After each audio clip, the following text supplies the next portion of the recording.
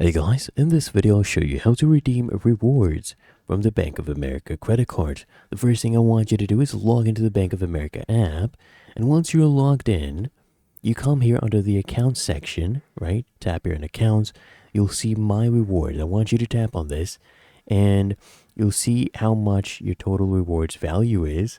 So let's say for credit cards, this is the amount. You can tap on it right here and we have this much cash to view redeem.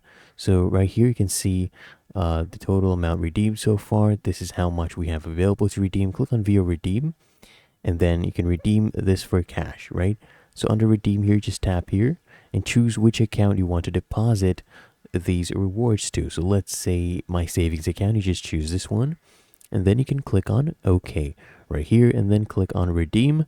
Just enter the amount you would like to redeem that amount, and then go ahead and close this, slide down right here to redeem, and there you go.